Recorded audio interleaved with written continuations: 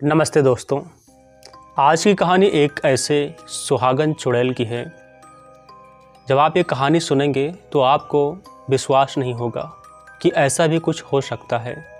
तो आज की कहानी बड़ी ही इंटरेस्टिंग है और बड़ी ही मज़ेदार है और बड़ी ही डरावनी है, क्योंकि एक ऐसी सुहागन चुड़ैल जिसने वृंदा का जीवन नर्क से भी बदतर कर दिया था।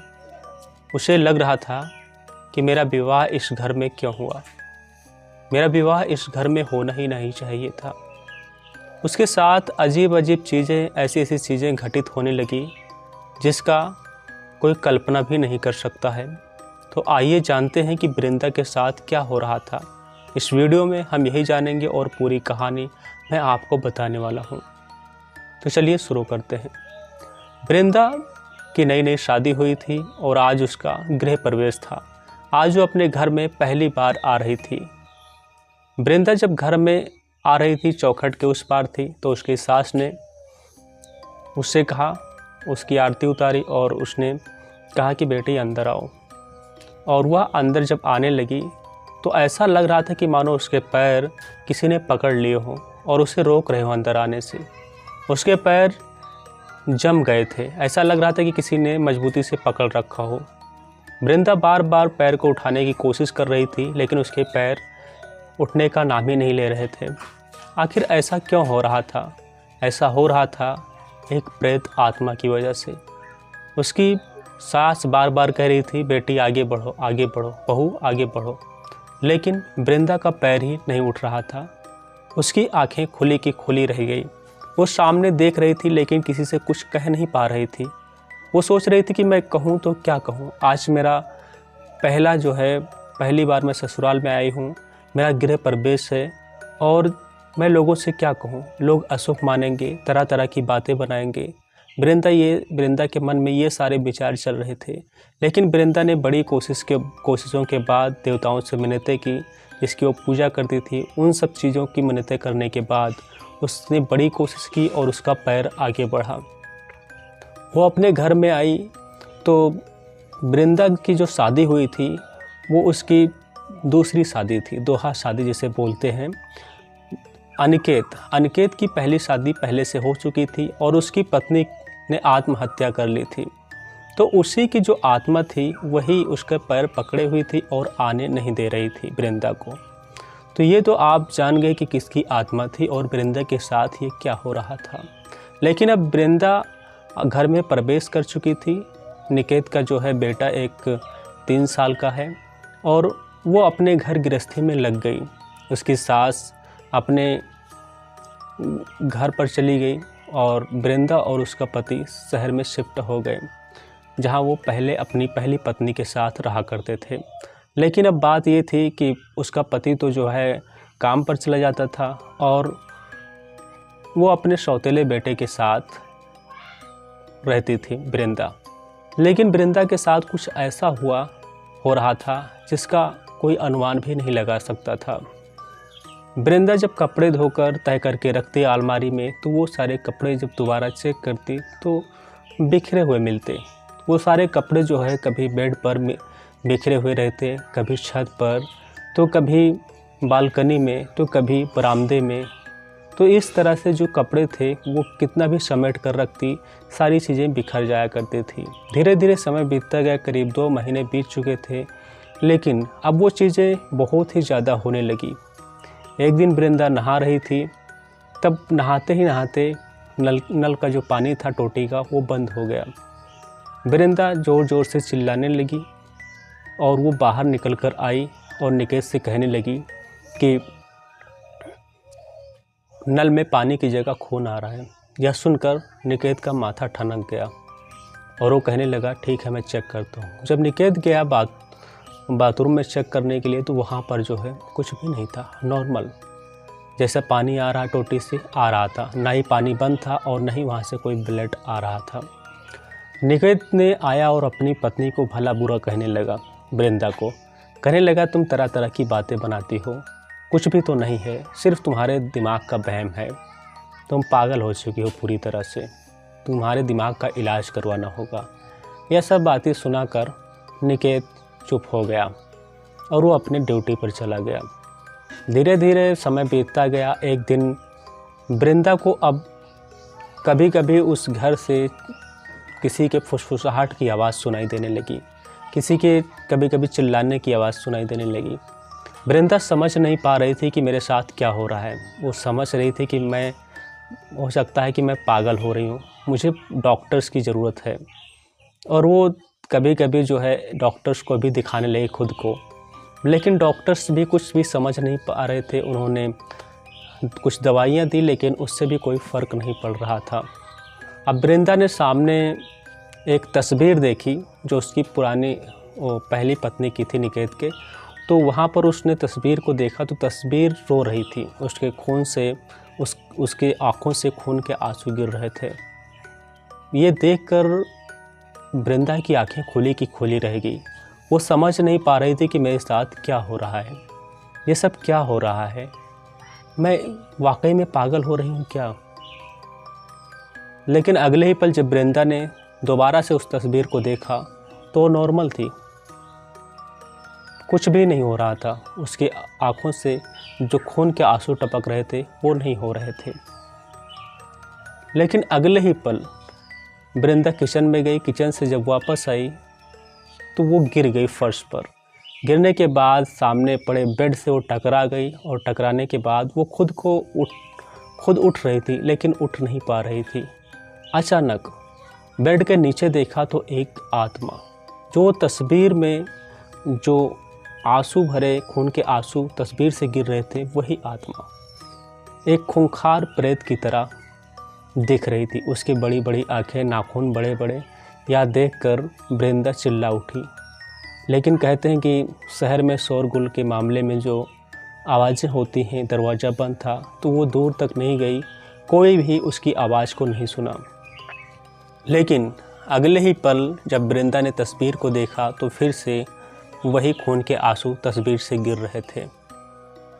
लेकिन वृंदा अभी भी वो नहीं उठ पा रही थी। खून के आंसू उस तस्वीर से गिरते गिरते उसने लिखा कि मैंने आत्महत्या नहीं की।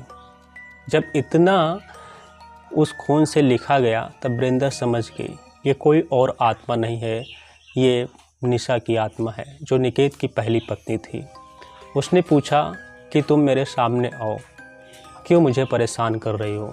यह सुनकर निशा की जो आत्मा थी वो तस्वीर से ऐसा लगा कि वो हवा के रूप में बाहर आ गई हो। सेम चेहरा, एकदम डिट्टो डिट। ऐसा लग रहा था कि मानो कोई इंसान सामने खड़ा हो। लेकिन अब भी आत्मा तो आत्मा ही होती है।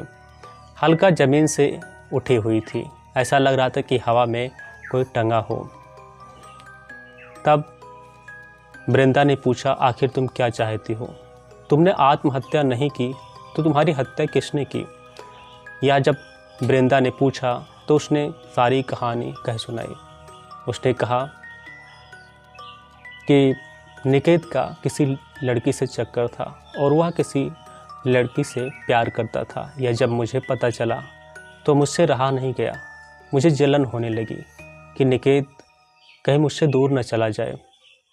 मैं बहुत ही परेशान थी। उस लड़की से भी मिली लेकिन वह लड़की कुछ भी मानने को तैयार ही नहीं थी।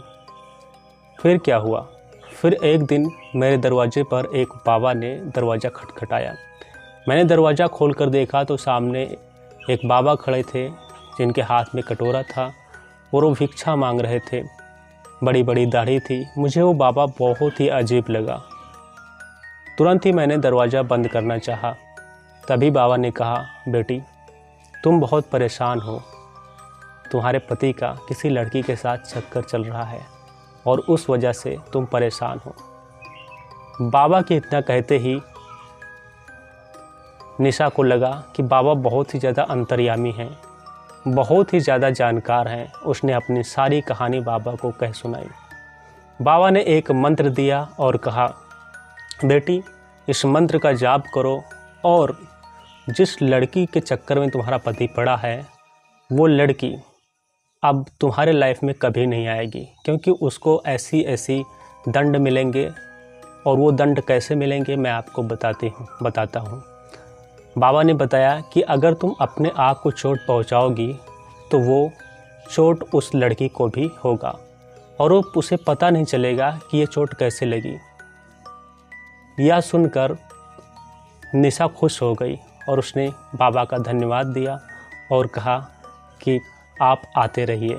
और बाबा जी तो अपना मंत्र देकर चले गए और इधर निशा ने अपना कार्य शुरू कर दिया था, उस मंत्र का जाप करना और खुद को दंड देना।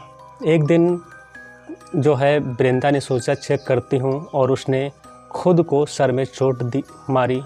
तो अगले ही दिन जब उस लड़की के घर गई तो उसने देखा कि उस लड़की को भी उसके सर में चोट लगी थी। यह देखकर निशा बहुत ही ज़्यादा मन ही मन खुश हो गई कि वाह, पापा तो बड़े ही अंतर्यामी हैं। लेकिन कहते हैं ना कि खुद को चोट देकर किसी भी मामले को सुलझाया नहीं जा सकता, दूसरों को दर्द देकर किसी भी मामले को सुलझाया नहीं जा सकता और मामला संगीन हो जाता है। तो निशा के साथ भी ऐसा ही हुआ। निशा तो बड़ी ही खुश थी कि अगर मुझे कुछ होगा तो उस लड़की को भी वही चीज़ होगा। निशा को एक दिन बुखार आया उस चोट की वजह से, तो उसने जाकर देखा तो वह लड़की भी जो है उसको भी बड़ी ही ज़ोरों से बुखार आया हुआ था। लेकिन निशा ने अब सोचा बाबा के सुझाव से कि अगर मैं खुदकुशी करने की कोशिश करती हूँ तो वह लड़की को भी खुदकुशी वाली तकलीफ़ होगी। तो उसने खुदकुशी की और वो एक नाटक कर रही थी सिर्फ़ और सिर्फ उस लड़की को तकलीफ़ देने के लिए जिससे उसका पति प्यार करता था, जिसकी चक्कर में पड़ा हुआ था। और कहते हैं कि साथ देने वाला बाबा ही था। जैसा कि वृंदा को निशा ने बताया कि वह बाबा जो था उसने ही फंदा लगाया था, लेकिन अचानक से जो स्टूल था वो नीचे से हट गया और निशा की मृत्यु हो गई। वो नहीं चाहती थी कि मेरी मृत्यु हो, लेकिन उसकी मृत्यु हो गई। और यह कहानी सुनकर वृंदा ने कहा, तुम्हारे साथ वाकई में बहुत बुरा हुआ, लेकिन इसके जिम्मेदार तुम खुद ही हो, इसमें निकेत का क्या दोष है। तब निशा ने बताया कि हाँ, निकेत का तुम्हें लगता है इसमें कोई दोष नहीं है, मुझे भी यही लग रहा था, लेकिन मेरे मरने के बाद मैंने देखा कि निकेत उस बाबा से मिला हुआ था।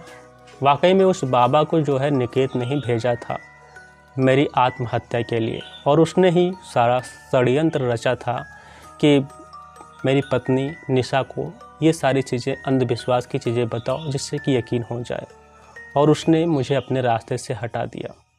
हालांकि वृंदा ने उस लड़की के बारे में पूछा कि वो कहाँ रहती है, क्या हुआ, मैं उससे मिलना चाहूँगी, बात करना चाहूँगी, लेकिन निशा ने बताने से इनकार कर दिया। कहा कि अब उस लड़की की शादी हो गई है, अब उसके बारे में जानने का कोई मतलब नहीं है, क्योंकि वह लड़की अपने जीवन में खुश है और सही से रह रही है, और जो है अब निकेत उससे मिलता भी नहीं, और वो लड़की भी निकेत से नहीं मिलना चाहती है। यह सुनकर वृंदा को थोड़ी खुशी हुई। कहा चलो ठीक है, लेकिन जो तुम्हारे साथ हुआ वो बहुत ही बुरा हुआ, आगे बताओ तुम्हारे साथ क्या हुआ। तब निशा ने बताया कि वो जो बाबा था वो कोई बाबा नहीं था, वो एक हिस्ट्री सीटर था, एक सुपारी किलर था जो पैसों के लिए किसी की भी हत्या कर सकता था। और वो जो हिस्ट्री सीटर था, जो सुपारी किलर था, उसे मेरे पति ने मेरी हत्या के लिए एक साजिश रची थी।